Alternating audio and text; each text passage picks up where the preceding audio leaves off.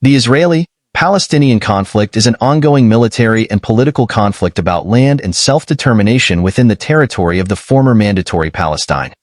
Key aspects of the conflict include the Israeli occupation of the West Bank and Gaza Strip, the status of Jerusalem, Israeli settlements, borders, security, water rights, the permit regime, Palestinian freedom of movement, and the Palestinian right of return. The conflict has its origins in the rise of Zionism in Europe and the arrival of Jewish settlers to Ottoman Palestine in the late 19th and early 20th centuries. The local Arab population opposed Zionism, primarily out of fear of territorial displacement and dispossession. The Zionist movement garnered the support of an imperial power in the 1917 Balfour Declaration issued by Britain, which promised to support the creation of a Jewish homeland in Palestine. Following the defeat of the Ottoman Empire during World War I, Mandatory Palestine was established as a British mandate. Tensions between Jews and Arabs grew into intercommunal conflict. In 1936, an Arab revolt erupted demanding independence, which the British suppressed. The 1947 United Nations Partition Plan for Palestine triggered the 1948 Palestine War, which saw the expulsion and flight of most Palestinian Arabs, the establishment of Israel on most of the Mandate's territory, and the control of the Gaza Strip and the West Bank by Egypt and Jordan, respectively. In the 1967 Six-Day War, Israel occupied the West Bank and the Gaza Strip, which became known as the Palestinian territories, which is now considered to be the longest military occupation in modern history, and has drawn international condemnation for violating the human rights of the Palestinians. The conflict has claimed many civilian casualties, mostly Palestinian, since its inception. Various attempts have been made to resolve the conflict as part of the Israeli-Palestinian peace process, alongside efforts to resolve the broader Arab-Israeli conflict. Progress towards a negotiated solution between the Israeli government and the Palestine Liberation Organization, PLO, was made with the Oslo Accords of 1993 to 1995. The majority of recent peace efforts have been centered around the two-state solution, which involves the establishment of an independent Palestinian state alongside Israel. Public support for a two-state solution, which formerly enjoyed support from both Israeli Jews and Palestinians, has dwindled in recent years. Official negotiations are mediated by the Quartet on the Middle East, which consists of the United Nations, the United States, Russia, and the European Union. The Arab League, which has proposed the Arab Peace Initiative, is another important actor, along with Egypt and Jordan. Since 2006, the Palestinian side has been split between Fatah dominating the Palestinian Authority in the West Bank and Hamas that gained control of the Gaza Strip. Attempts to remedy this have been repeated and continuing. Since 2019, the Israeli side has also been experiencing political crisis. The latest round of peace negotiations began in July 2013 but were suspended in 2014. Since 2006, Hamas and Israel have fought 5 wars, the most recent of which began in 2023 and is ongoing as of April 2024. History. The Israeli-Palestinian conflict began in the late 19th and early 20th centuries, with the development of political Zionism and the arrival of Zionist settlers to Palestine. The modern political Zionist movement, with the goal of establishing a Jewish state in Palestine, grew out of the last 2 decades of the 19th century, largely in response to anti-Semitism in Europe. While Jewish colonization began during this period, it was not until the arrival of more ideologically Zionist immigrants in the decade preceding the First World War that the landscape of Ottoman Palestine would start to significantly change. Land purchases, the eviction of tenant Arab peasants, and armed confrontation with Jewish paramilitary units would all contribute to the Palestinian population's growing fear of territorial displacement and dispossession. This fear would gradually be replaced by a broader sense of Palestinian national expression, which included the rejection of the Zionist goal of turning the mostly Arab-populated land into a Jewish homeland. From early on, the leadership of the Zionist movement had the idea of transferring, a euphemism for ethnic cleansing, the Arab-Palestinian population out of the land for the purpose of establishing a Jewish demographic majority. The idea of transfer, Israeli historian Benny Morris describes, was inevitable and inbuilt into Zionism. The Arab population felt this threat as early as the 1880s with the arrival of the first Aliyah. Chaim Weizmann's efforts to build British support for the Zionist movement would eventually secure the Balfour Declaration, a public statement issued by the British government in 1917 during the First World War announcing support for the establishment of a national home for the Jewish people in Palestine. Weizmann would take on a maximalist interpretation of the declaration, in which negotiations on the future of the country were to happen directly between Britain and the Jews, excluding Arab representation. At the Paris Peace Conference, he would later famously share his interpretation of the declaration in his announcement of the goal, "I'll make Palestine as Jewish as England is English." Partially in response to the Zionist movement, a Palestinian national movement would develop more concretely in the interwar period. The years that followed would see Jewish-Palestinian relations deteriorate dramatically. 1920s. With the commitment to establishing a national home for the Jewish people in Palestine, the creation of the British Mandate in Palestine after the end of the First World War would allow for large-scale Jewish immigration.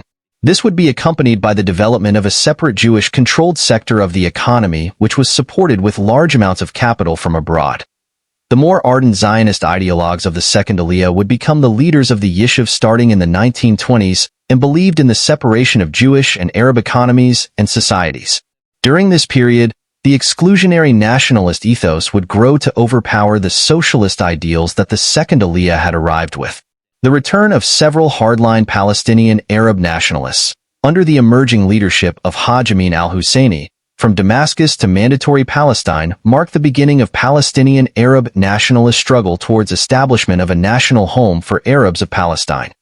Amin al-Husseini, the architect of the Palestinian Arab national movement, immediately marked Jewish national movement and Jewish immigration to Palestine as the sole enemy to his cause, initiating large-scale riots against the Jews as early as 1920 in Jerusalem and in 1921 in Jaffa.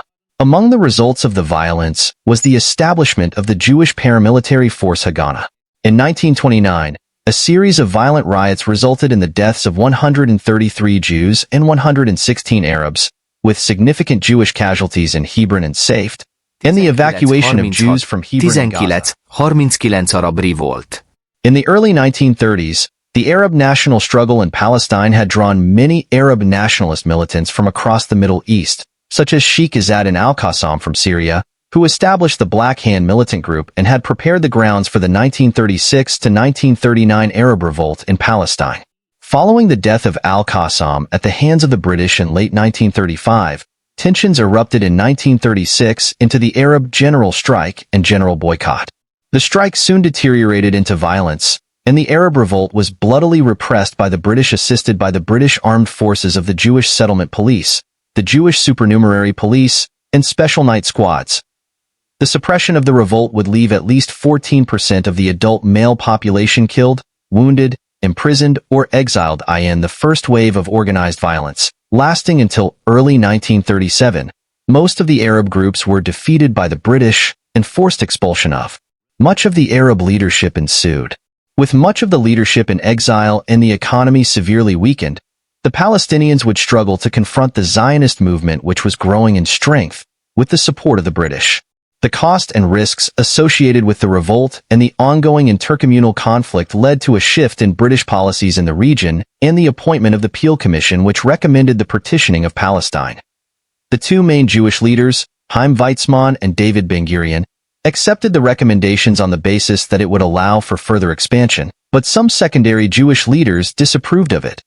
The subsequent publication of the White Paper of 1939, which sought to limit Jewish immigration to the region, was the breaking point in relations between British authorities and the Zionist movement. 1940s. The renewed violence, which continued sporadically until the beginning of World War II, ended with around 5,000 casualties on the Arab side and 700 combined on the British and Jewish side total. With the eruption of World War II, the situation in Mandatory Palestine calmed down. It allowed a shift towards a more moderate stance among Palestinian Arabs under the leadership of the Nashashibi clan, and even the establishment of the Jewish Arab Palestine Regiment under British command, fighting Germans in North Africa. The more radical exiled faction of al-Husseini, however, tended to cooperate with Nazi Germany and participated in the establishment of a pro-Nazi propaganda machine throughout the Arab world. The defeat of Arab nationalists in Iraq and subsequent relocation of al-Husseini to Nazi-occupied Europe tied his hands regarding field operations in Palestine, though he regularly demanded that the Italians and the Germans bomb Tel Aviv. By the end of World War II, a crisis over the fate of Holocaust survivors from Europe led to renewed tensions between the Yishuv and Mandate authorities.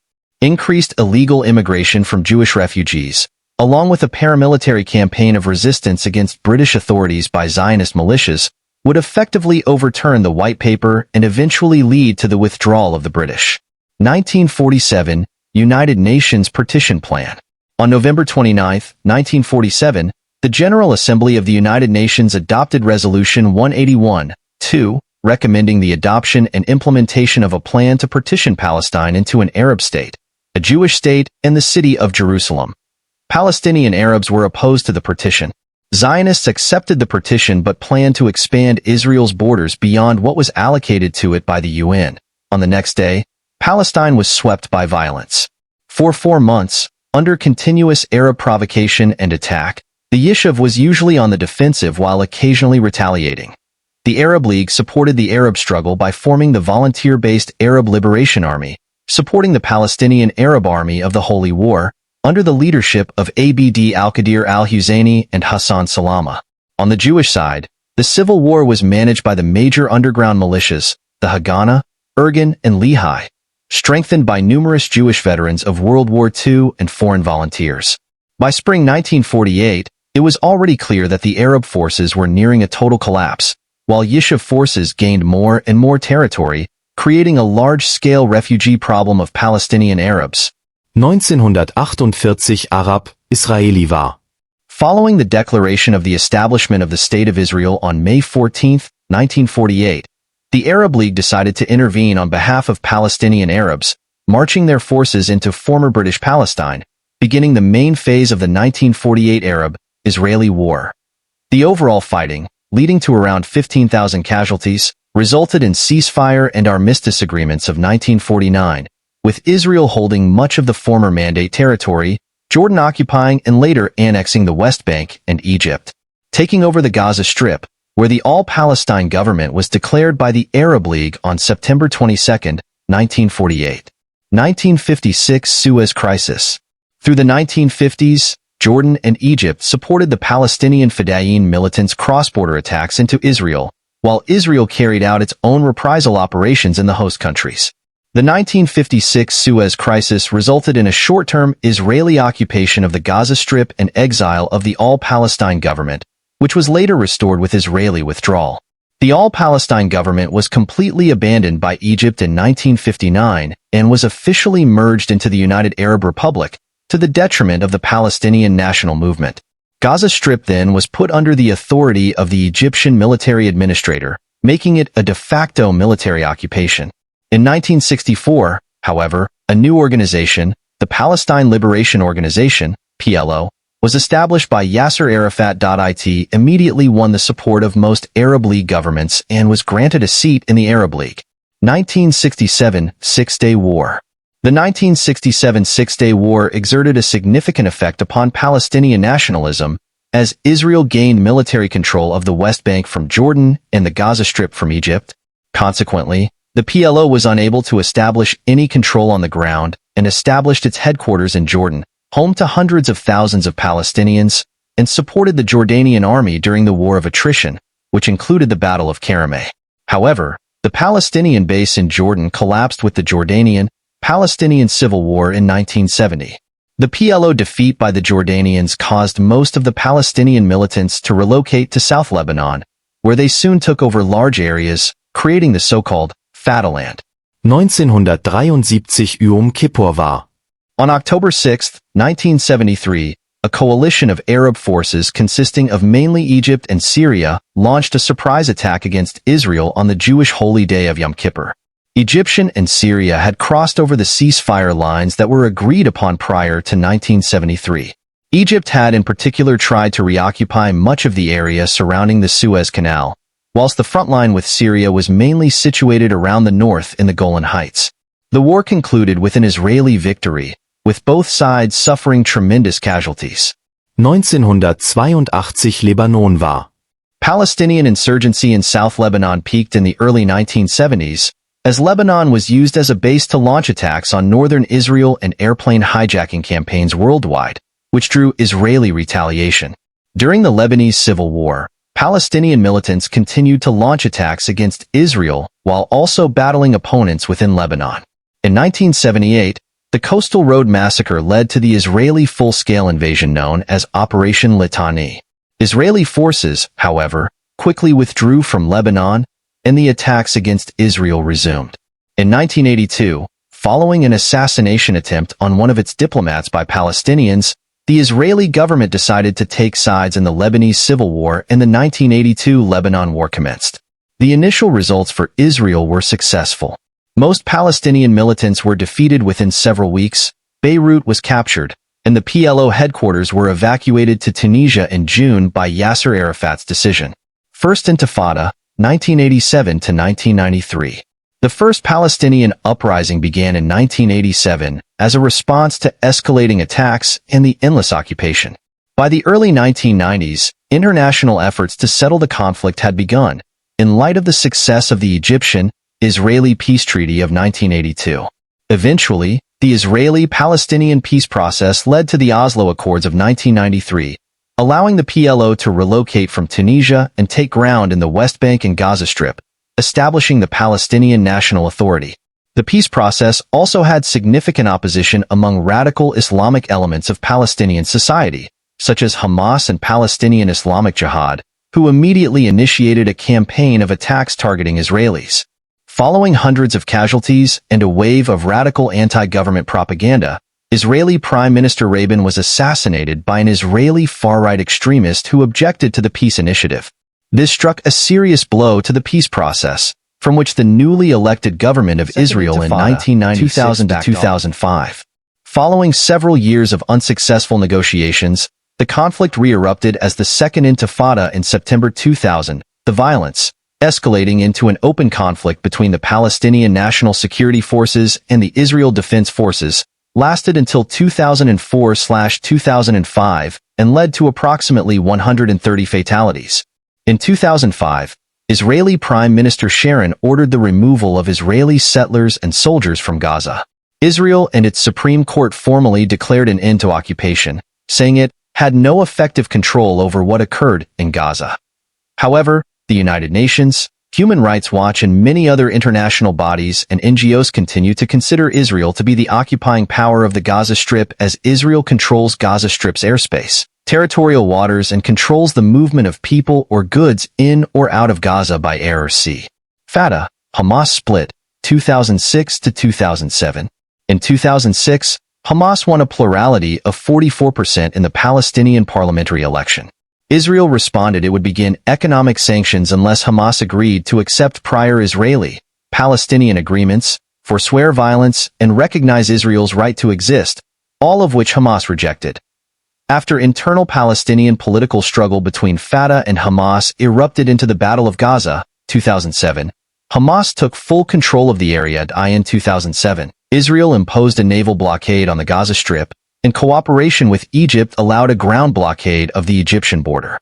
The tensions between Israel and Hamas escalated until late 2008, when Israel launched Operation Cast Lead upon Gaza, resulting in thousands of civilian casualties and billions of dollars in damage. By February 2009, a ceasefire was signed with international mediation between the parties, though the occupation and small and sporadic eruptions of violence continued. In 2011, a Palestinian Authority attempt to gain UN membership as a fully sovereign state failed. In Hamas-controlled Gaza, sporadic rocket attacks on Israel and Israeli air raids continued to occur. In November 2012, Palestinian representation in the UN was upgraded to a non-member observer state, and its mission title was changed from Palestine, represented by PLO, to State of Palestine. In 2014, another war broke out between Israel and Gaza, resulting in over 70 Israeli and over 2,000 Palestinian casualties. Israel, Hamas War, 2023, present. After the 2014 war and 2021 crisis, Hamas began planning an attack on Israel. In 2022, Netanyahu returned to power while headlining a hardline far-right government, which led to greater political strife in Israel and clashes in the Palestinian territories. This culminated in the 2023 Israel-Hamas war, when Hamas-led militant groups launched a surprise attack on southern Israel from the Gaza Strip, killing hundreds of Israeli civilians and taking hostages. The Israeli military retaliated by conducting an extensive aerial bombardment campaign on Gaza, 83, followed by a large-scale ground invasion with the stated goal of destroying Hamas and controlling security in Gaza afterwards. Israel killed tens of thousands of Palestinian civilians and displaced almost 2 million people. South Africa accused Israel of genocide at the International Court of Justice and called for an immediate ceasefire. The court ruled there was plausibility of genocide, but did not order a ceasefire. The war spilled over, with Israel engaging in clashes with local militias in the West Bank, Hezbollah in Lebanon and northern Israel, and other Iranian-backed militias in Syria. Iranian-backed militias also engaged in clashes with the United States, while the Houthis blockaded the Red Sea in protest, to which the United States responded with airstrikes in Yemen, Iraq, and Syria.